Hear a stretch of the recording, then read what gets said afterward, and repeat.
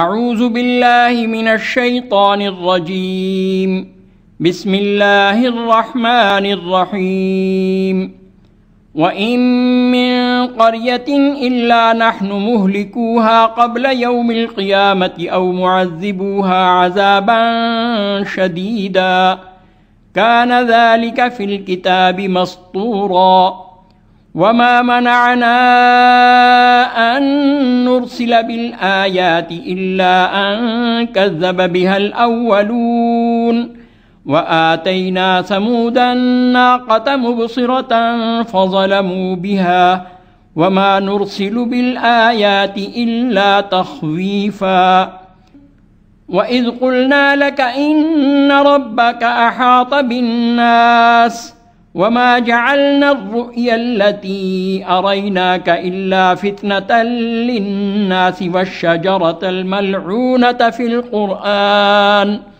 وَنُخَوِّفُهُمْ فَمَا يَزِيدُهُمْ إِلَّا طُغْيَانًا كَبِيرًا صدق اللہ العظیم۔ ترجمہ: اور کوئی بستی ایسی نہیں جسے ہم قیامت سے پہلے ہلاک نہ کریں یا سخت عذاب نہ دیں۔ یہ نوشتہ الہی ہے۔ ہمیں نشانیاں بھیجنے سے اس بات نے روکا کہ ان سے پہلے لوگ جھٹلا چکے۔ سمود کو ہم نے علانیہ اونٹنی لا کر دی، انہوں نے اس پر ظلم کیا۔ ہم اسی لیے نشانیاں بھیجتے ہیں کہ لوگ انہیں دیکھ کر ڈر جائیں۔ آپ کے رب نے آپ سے کہہ دیا تھا کہ ان لوگوں کو گھیر رکھا ہے، اور یہ جو کچھ ہم نے آپ کو دکھایا ہے، اس کو، اس درخت کو جس پر قرآن میں لعنت کی گئی ہے، ہم نے ان لوگوں کے لیے بس ایک فتنہ بنا کر رکھ دیا ہے۔ ہم انہیں تنبیہ پر تنبیہ کیے جا رہے ہیں، مگر ہر تنبیہ ان کی سرکشی ہی میں اضافہ کیے جاتی ہے۔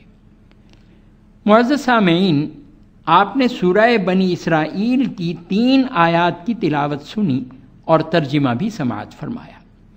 سابقہ آیات جو کل کی نشست میں ہمارے زیر مطالعہ تھیں، ان میں فرمایا گیا تھا کہ اللہ تعالیٰ نے انسانوں کی رشد و ہدایت کے لیے سلسلہ نبوت کا اجرا فرمایا تاکہ لوگ عقل کوتاہ بین کی بھول بھلیوں سے نکلیں اور ایک اللہ کی ذات کا شعور و ادراک حاصل کر سکیں۔ اسی حوالے سے شرک کی مذمت کرتے ہوئے فرمایا تھا کہ جو لوگ انبیاء کی تعلیم کو تسلیم نہیں کرتے اور اللہ کی ذات میں شرک کا ارتکاب کرتے ہیں اور معبودان باطلہ سے اپنی آسیں مرادیں طلب کرتے ہیں اور انہی کو اپنی پریشانیوں کا مداوا سمجھتے ہیں، اگر یہ سارے معبود اکٹھے ہو جائیں تب بھی وہ ان کی کسی مشکل کو ہٹا نہیں سکتے اور نہ ہی اس مشکل کو بدل سکتے ہیں، کیونکہ وہ تو خود اپنی ذات میں اللہ کے محتاج ہیں اور اللہ کے دست نگر ہیں۔ ظاہر ہے کہ جو خود محتاج ہو، خود کسی کا دست نگر ہو، وہ کسی دوسرے کی حاجت روائی کیا کر سکتا ہے؟ بھلا جو خود منگتا ہو وہ کسی کو کیا دے سکے گا؟ اسی تناظر میں آج کی تلاوت شدہ آیات کے اندر ماضی کی اقوام کا تذکرہ ہے کہ ماضی میں بھی بہت سی سرکش اقوام دنیا میں آئیں، انہوں نے بھی اللہ کی توحید کا انکار کیا اور عقیدہ آخرت کی بھی نفی کی، اور ہمیشہ یہی خیال کرتے رہے کہ ہمارا کر و فر اور ہمارا اقبال ہمیشہ اسی طرح رہے گا۔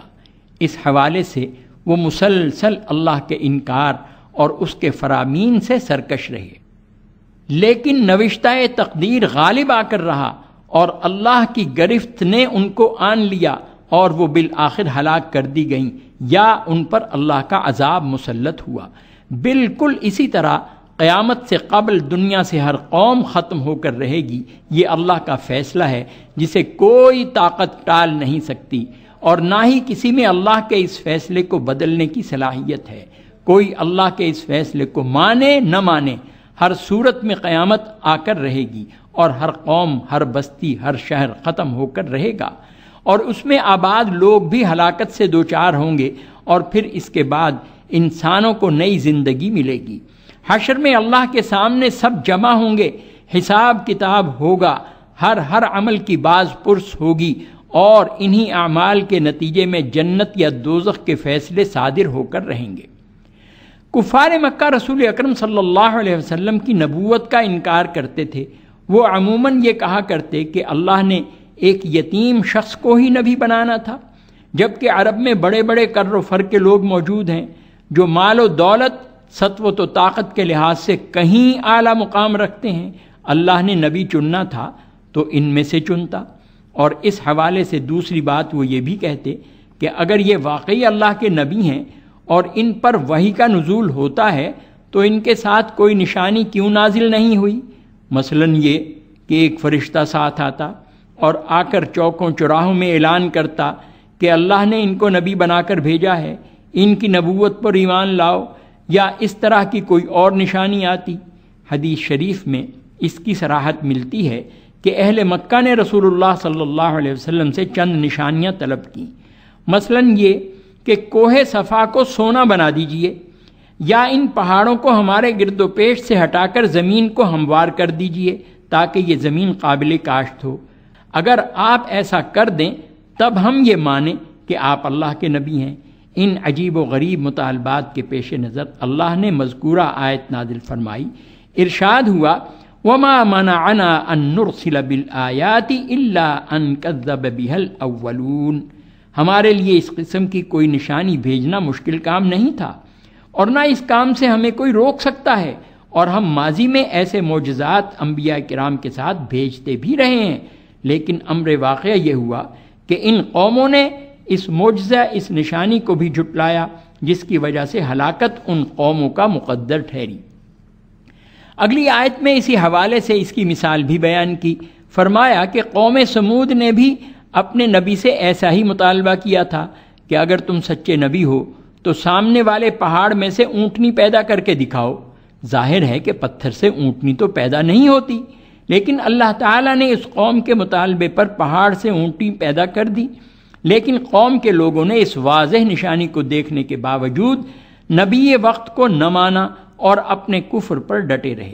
قرآن نے کہا کہ ہم اس ڈر کے پیش نظر کوئی ایسی نشانی نہیں بھیجتے کہ تم بھی پھر سابقہ اقوام کی طرح انکار کا راستہ اختیار کرو گے، اور اس انکار کے پیش نظر تم پر نزول عذاب لازم ہو جائے گا۔ اس لیے اللہ رحیم و کریم تم پر مہربانی کرتے ہوئے ایسی کوئی نشانی نہیں بھیج رہا، کیونکہ نشانی کے ظہور کے بعد حق کو نہ ماننا عذاب کے نزول کا سبب بنتا ہے۔ تمہاری کیفیت بھی ایسی ہی ہے، اس لیے کسی نشانی کا نہ آنا اللہ کے عجز کی دلیل نہیں، بلکہ اس کی ذات عالی کی شان رحیمی کا مظہر ہے۔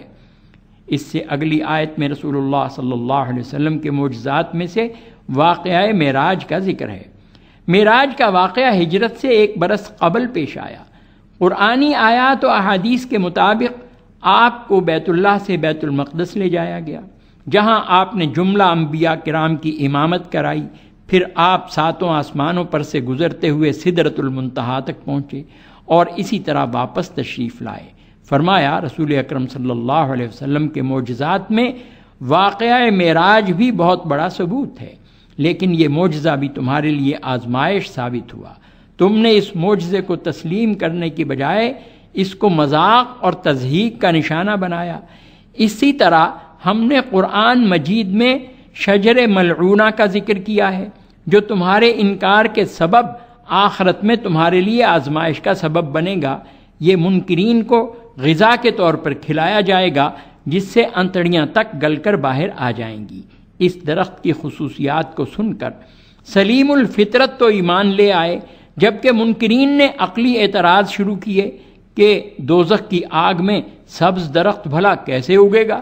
فرمایا ہم یہ سب باتیں قرآن میں اس لیے بیان کرتے ہیں تاکہ تمہارے دل میں قیامت کا خوف پیدا ہو، لیکن تمہاری روش یہ ہے کہ سرکشی میں مزید اضافہ ہی ہوتا جا رہا ہے۔ ان آیات سے اس بات کا پتہ چلتا ہے کہ اگر کوئی شخص حق و صداقت کی بات کہے جو کتاب و سنت کے مطابق ہو تو اس کی بات کو پورے ادب اور غور سے سننا چاہیے، اور محض تفنن طبع کے لیے اس کو تضحیک کا نشانہ بنانا اپنی ذات میں قابل مذمت عمل ہے۔